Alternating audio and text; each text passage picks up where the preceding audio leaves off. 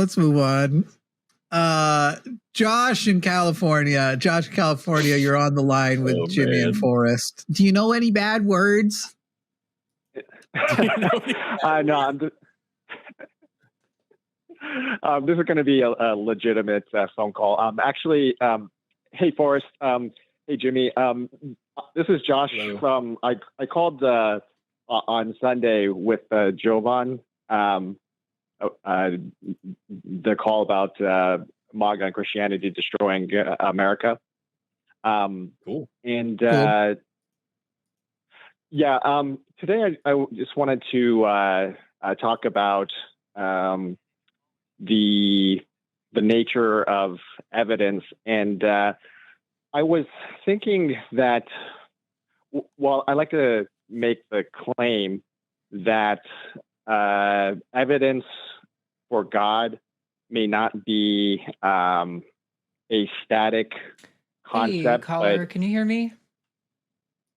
Yes, I can hear you. Hello. Hello? He says he hears you, but you don't hear him? Hello? Arden? Yes, Hey. All right, I'm speaking to Aaron. Arden. Okay. Arden's screening and doesn't know who he can hear her. Aaron? Arden. That's great. Arden, She's we can so hear you. nice to the callers. From where? Say again? from our ears. We can hear you from our ears. We gotta, Arden, we hear you. Homer, are you a theist or an atheist? Arden! I'm an atheist, but I am an Wave your Oklahoma. arms. Let's all wave our arms and try to get her. Arden! Yes. Oh, I'm being screened out. I'm sorry. 1 second. We can hear you. We can hear you. My audio's on. I'm so sorry. You're so much nicer to the callers that you're screening than you are to us. What's going on with that? It's okay. I gotta want to reset and start we'll go a little more prompt anyway. So here we go. Josh in California, you're on the line with Jimmy and Forrest. And just jump straight to the point there. What was it? Where were we headed, Josh? I'm totally derailed. Oh, sure. I wanted to call about the nature of evidence, and I wanted to make the claim that evidence is not a static concept, but potentially processual or dynamic. And by that, I mean that probably the best example I can give is a piece of music, a musical composition has to be absorbed or consumed in its entirety in order to appreciate it, to critique it. Whereas if you just took a single note from that composition, it'll just be a single note. It wouldn't be melodic. You would not understand the structure. Great, Josh. As a Christian, how do you know you have the complete photo of God and not a partial one, and yet you've already accepted the proof on the partial that you have? Well, I mean, I don't know for certain, but how do you know that Forrest and I don't have actually a larger picture and haven't been exposed to more alleged evidence than you have and have still rejected it?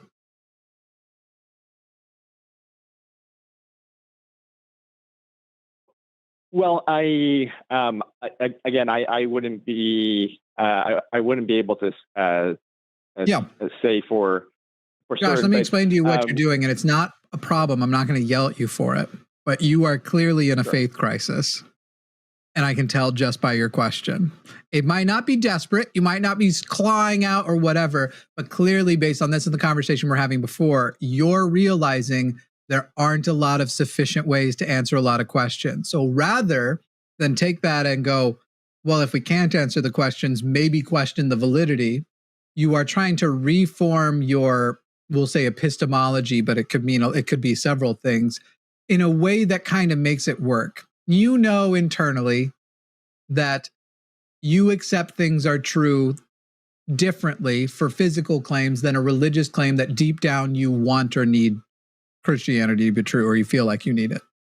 And I believe you're in a faith crisis right now and going, all right, if I can't provide the evidence, what if I try this apologetic exercise of questioning whether or not the evidence for the biggest answer to the biggest question everybody has could possibly ask?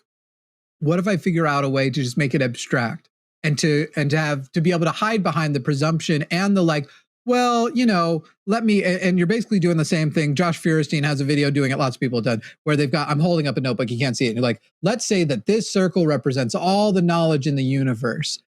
Do you know what all of that knowledge is?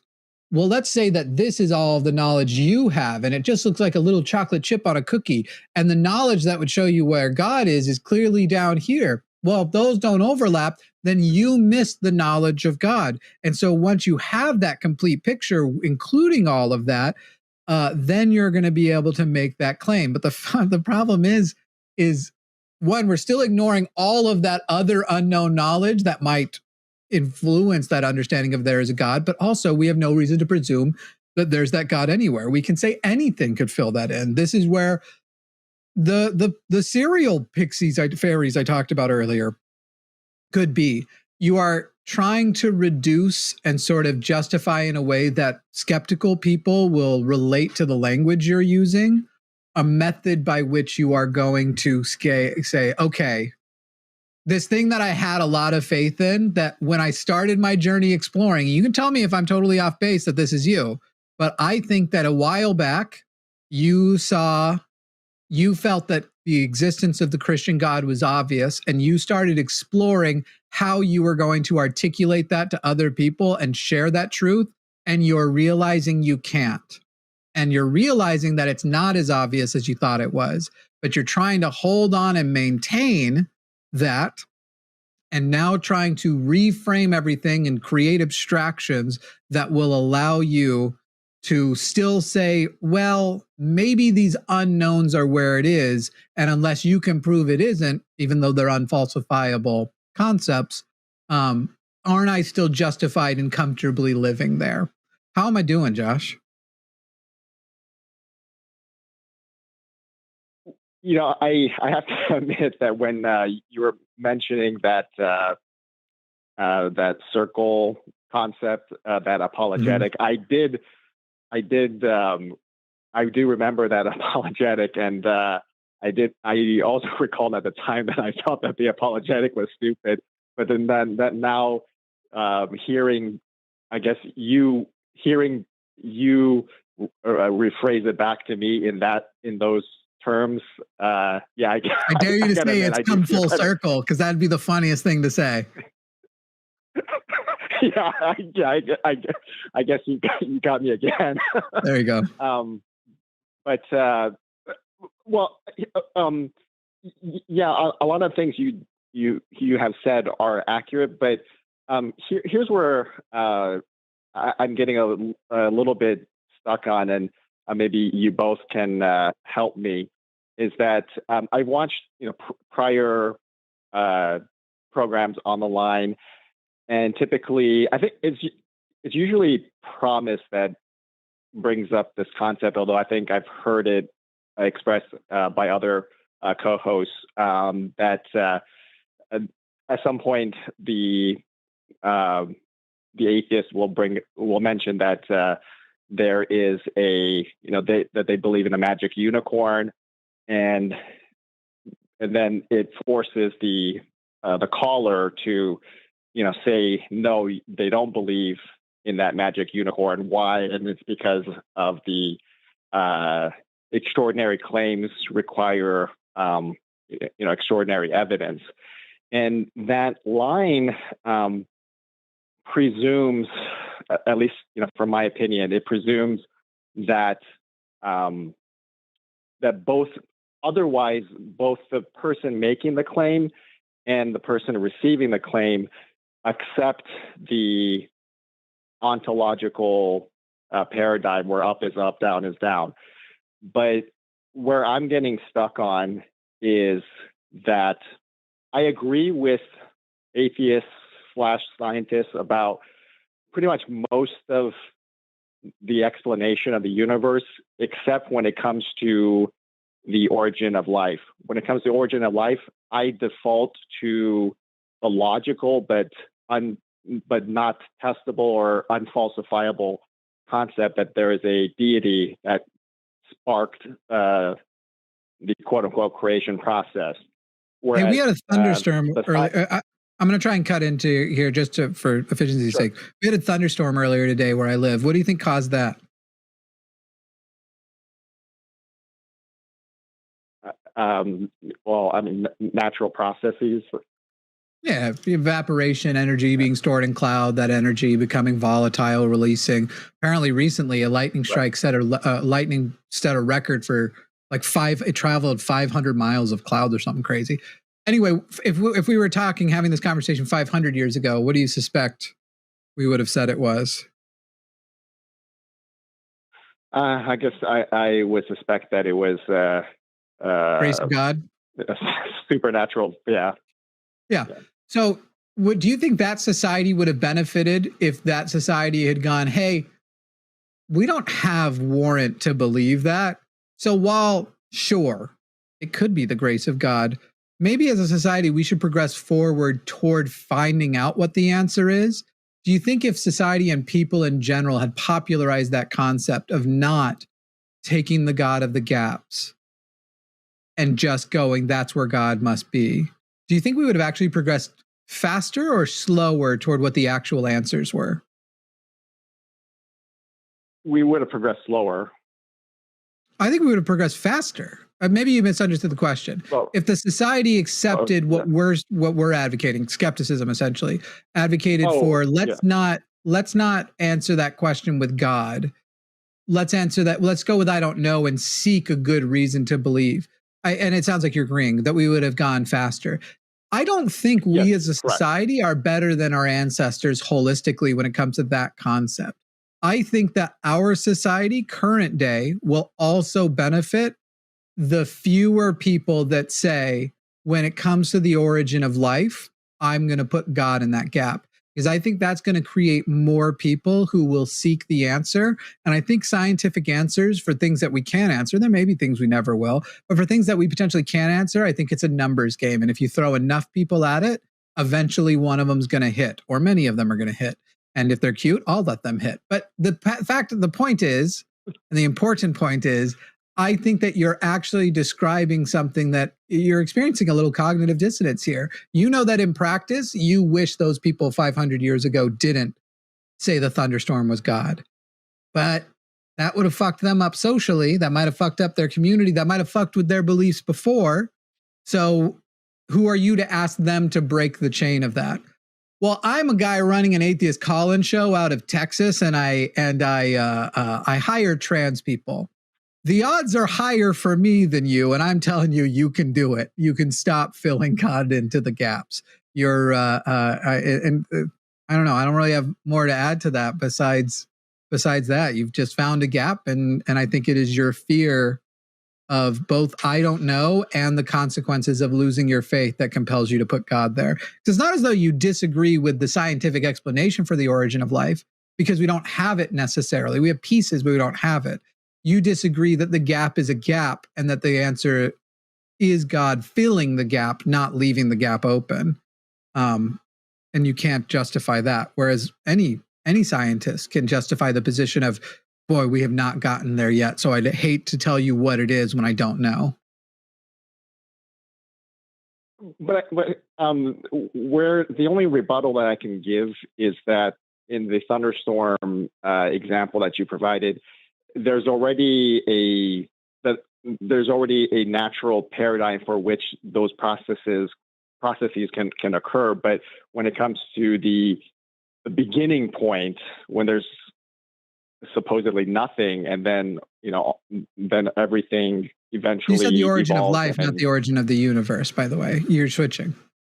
I mean, the origin of. But that's my fault. I meant the origin of all things of the universe.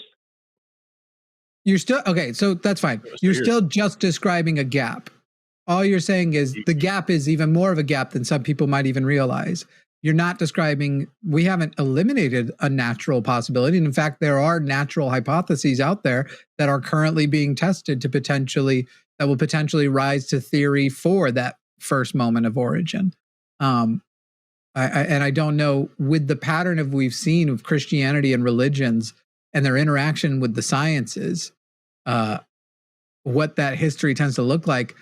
Even if you just want to do a hedge your bet thing, certainly it's more compelling than Pascal's wager to bet on a scientific explanation for why the universe is here than a natural one. I just have two quick things, Josh. Like you said abiogenesis earlier. BRB. And now you're switching this to, you said abiogenesis earlier, and now you're switching this to the Big Bang. And when you were talking about the Big Bang, you described it as nothing becoming something. And those are some really loaded words that, to me, it seem to indicate that you're coming from this background of most creationism. Most creationists conflate the Big Bang with the beginning of the planet, with the beginning of life, with evolution, with all of this stuff being the same thing, the same, big gap of like something got all this started and now magically we're exactly where we are today, and that's where God comes in. So I'm just curious, like, have you taken the time to learn any of what we actually do know about the Big Bang, about abiogenesis, about the beginning of any of these things? I've explored on a superficial level, not in a deep, Right. Not deep scientific research. No. You don't have to go get a graduate degree in any of this shit. I'm just curious to know if you've ever actually looked into it, because the language you're using, like even just the word nothing there, the fact that you would choose the word nothing, maybe that's a colloquialism. Maybe that's just the way that you're speaking very casually. But more likely, it's because you have been told by creationists, by apologists, by pseudoscientists that what they're actually we are actually talking about literally nothing exploded and now there's everything, and then monkeys gave birth to people, and like that's what it sounds like to me. And so, like, I just want to know, like, is that where you're coming from, or have you actually taken the time to learn about this? And you don't, if you don't want to answer me, or if you don't have so that's okay. I have a different question. I'm curious to know if there's anything you've actually taken the time to explore. I have not explored it in a deep sense. I have. Okay. I come to this topic largely from a Christian perspective. I grew up in a parochial setting, so even concepts like presuppositional fallacy. I mean, I learned that concept from the line. I didn't learn it from when I was growing up. I learned apologetics. I did not learn logic. That's fine. That's very common. I'm not going to shame you for any of that. I would encourage you to check it out. And to like I said, you don't have to go out and get a fucking graduate degree and all this shit and like learn all this crazy details and all this math and all this science just to be able to say exactly as I would say to you, there's some shit I don't know, But to bring it back to your initial analogy when you first called in, I loved the analogy you gave of a piece of music. That like, we can't see the whole piece of music. We can't hear the whole song, the whole orchestra, but we can pick up, a few notes here and there.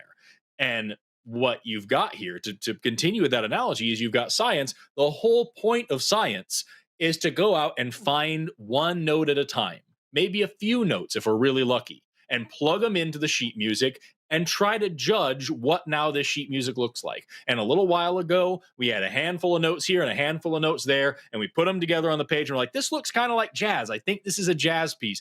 And then a little while later, we found a few notes over here and a few notes over there, and we plugged them in. Like, there's no fucking way this is jazz. I think this might be a fucking opera. And all the jazzists were like, fuck you. There's no way this is an opera. It's jazz all the way down. And then now in the modern era, we got some more stuff coming in here and like, yo, this is motherfucking 2000s alternative rock. There's no way around it. That's clearly what it is. And you've got all these fucking people out here talking about, no, it's clearly jazz. And you've got all these people over here talking about opera. And then you've got me and the rest of modern biology jamming out to Green Day. And at the end of the day, you sitting here, coming from a Christian perspective, have this one book, this one worldview that is it. The point is that it's not supposed to change. It can be reinterpreted and retranslated, but it's never really quote, quote, changing, right? So you've got this one music this one selection of notes all the time. And you're telling me that I don't see the whole orchestra, therefore I can't know really what's going on. When you're sitting with this one broken melody that's been ringing over and over the same way since the fucking Bronze Age, and I'm adding more and more and more and more and judging the music as I go along, who are you going to trust? You don't have to go out and learn this stuff like crazy. You should, because it's fucking cool, and it's better to be informed than not. But at the end of the day, even if we sit with your original analogy, even if we try to go with the abstracted idea of evidence that you sat on, it is still worlds better to be in the situation than the position that we're in over here, saying, hey, the best I can tell is this is what it is. And I tell you what, I'm going to sit here and keep poking it and poking it and poking it and poking it until I find out what's really going on. And as long as I don't have all the information, all I'm going to tell you is what it looks like right now. The best information I do have, something that I can't disprove, that's what I'm going to tell you. And when it comes to the Big Bang, when it comes to abiogenesis, when it comes to evolution, when it comes to the accretion of a planet, any of these things, all I'm telling you as a scientist, all we are telling you as the scientific community is shit that we cannot disprove. Not shit that we think might maybe be true, not shit that sounds really good. It's you don't ever accept anything in science. You fail to reject it. Based on the evidence we have, there is no way that we can say this isn't true, so that's what we're going to say. And that's what we got. And I think you'd be happier over here if you were honest. I think you'd like it a lot more, and then you have a lot more fun. Josh, I will ask, almost engaging like since you've been honest, we can, I think, do a little level of like, let's grant you the argument. So let's grant you the argument of the beginning of the universe. What about the size of that question? And you've answered it, and it is a God. God did it. Now tells you that Jesus cares if I touch myself. In other words, why Christianity? How do you go from we have to answer that gap, and the only thing I feel comfortable filling it in with is God, to Christianity?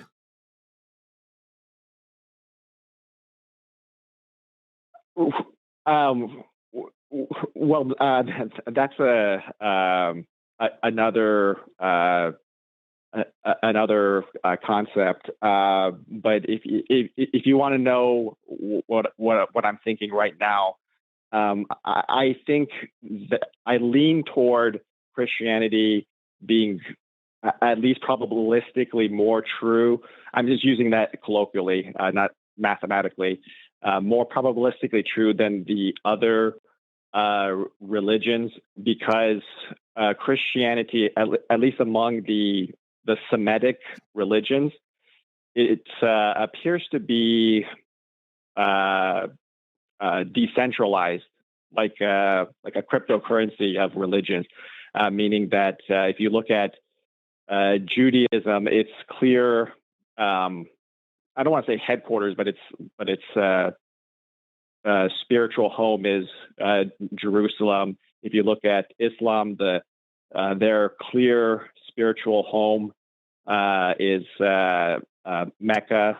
But with Christianity, that our faith is decentralized. So you would never, for instance, see Moses being depicted anything other than a Hebrew Israelite.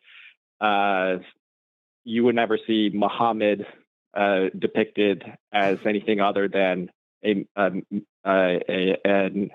Arab person.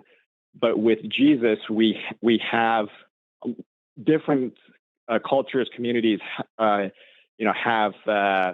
embraced the savior figure in their likeness, so to speak. So you'll have. I know it's like an internet meme, but like you're saying, it becomes more probabilistically true that the central figure of Christianity, rather than having factual, hard set details about their identity. In other words, like, I'm either white or I'm not. So 2,000 years from now, people who describe me as white will be more accurate than the people who don't. You think that it increases the chances of accuracy that the people have this magical figure who they make look like their local culture? I don't mean literally like that, but I mean, decentralized in the sense that that Christianity doesn't really have a home, so to speak, I know like the Catholics might say Rome or whatever, but in Yeah, terms the Mormons of might say Salt Lake City. I don't understand why this would be. I feel like now you've made your argument a little worse, because what you're describing is something that happened as a result of the large geographic reach before the Industrial Revolution, where the space between people became, sort of menial. It doesn't really matter, that the fact that we live far apart. And so if you want to say, well, Christianity spread so far in the world, despite the fact that we didn't have planes and efficient boat travel and stuff, maybe I would have tried that argument. But then, of course, I would have pushed back with, you're describing the product of colonialism and cultural isolationism that followed, because people do live apart. I mean, just look at how much the culture of, not even religious, just the political culture of the Brits, how much they changed when the British came to America and colonized America. So much so that they actually had a revolution against, and yet you can still say America clearly has a lot of influence of white European culture, and yet America isn't Europe, right? And yet we still have that influence. You're describing a thing that happened because, I'm going to be very crass as I put this, Christianity got raped into the world, but they didn't have the internet to make sure everybody was still doing. That's why when later on a religion like Mormonism comes out during and post-industrial revolution, they can keep the Mormon church much more consistent because they have quick communication and telephones and all this kind of, and even back then, the ability, they were sending people on missions who were then coming back because travel was still better, even in the 1800s, than it was prior. You're not describing something that aids your position. And then if you're going to go with what, even the basis of that, it would be an Abrahamic religion, that you're sitting and going, okay, I've gone from deism to theism, and I've evaluated it's the most probabilistic amongst the Abrahamic gods, which are built on a foundation that the Bible isn't just like I'm saying with, I can't prove God doesn't exist, it's just unfalsifiable. The Bible is falsified. The Bible is untrue and demonstrably so. And that's why it has had to change so much in the last 2,000 years from a literal history to amongst what I assume is yourself. You sound like you're probably a progressive Christian. And I think you said so the other day, that it's all metaphorical, because we know with certainty the concept of Adam and Eve isn't just unlikely, it's an impossibility.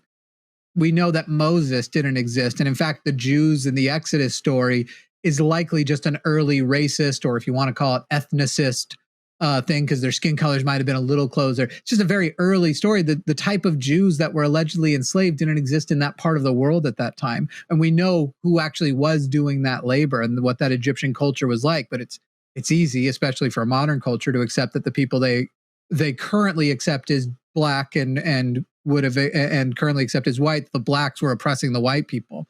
The first historically verifiable person was David, and even David, we've had to clean up what his history is, because he's taken on this sort of mythological sense too, where there's all these other stories of other people being given to him, and then stories that were critical of him are changed to be other characters. I don't know why you would go with, I decided I was going to decide after accepting deism which religion would be true, because you haven't justified the jump from deism to theism in the first place. So you still haven't gone there. You just jumped all the way to, I chose amongst the Abrahamic religions which one was true. That's a huge jump. Yeah, it is a huge jump. I mean, honestly, I wasn't for this call. I was just focused on the no worries, on the evidence of God. I wasn't. I didn't obviously crystallize the Jesus part. But yeah, hey. Sometimes you go out thinking one thing's going to happen and an opportunity comes up and you realize you can't go down that road because you didn't buy condoms. And so Josh, go metaphorically buy your condoms and call back, and let's have that talk too in the future, if you don't mind. Yeah, definitely. Awesome. All right, Josh, anything else before we let you go? Forrest, did you have anything else? Am I stepping all over you? No, you're fine. I think the exact issue that the caller was having was more geared towards you anyway. And I already said everything I was trying to say about like just what nature and science is trying to do. That I think is really important for Josh to agree with, and it sounds like he does. So yeah, I think you and I are on the same page. I'm fond of our conversations, Josh, and not only because I think you set me up for some really good clippable moments, but I've had a couple pithy lines with you, and I appreciate that. But we're not working together, and please make it clear now that I'm not paying you. I'm just kidding, Josh. Anyway, thank you for calling. If you have anything else, otherwise we'll talk to you next time. Notice how he cut him off before he could say anything, because he would have admitted that he's totally on the payroll. Don't talk about it. It's not direct deposit, anybody. No, I just appreciate the opportunity to be able to just share these points, and it forces me to stay sharp. So I do appreciate you and the rest of the team at the line. So thank you very much. Cool. Okay. All right. Sounds great. Thank you for calling in, Josh. Hello, everyone. I'm Jimmy Snow, executive producer of The Line, and the rumors are true. Forrest Valkai is, in fact, a hostage in my basement. If you would like to contribute to his freedom one day, you can do so by supporting us over on Patreon or becoming a channel member. There are specific tiers for specific shows or the channel at large. You can also send us super thanks. Those are great. You can like, comment, and subscribe. Also, fudge the algorithm. Go to one of these things. The algorithm doesn't matter. It thinks it knows you better than we do. Better than you do? I know you better, Hank. There's a bunch of people named Hank. I just freaked way out. Okay, go to one of these.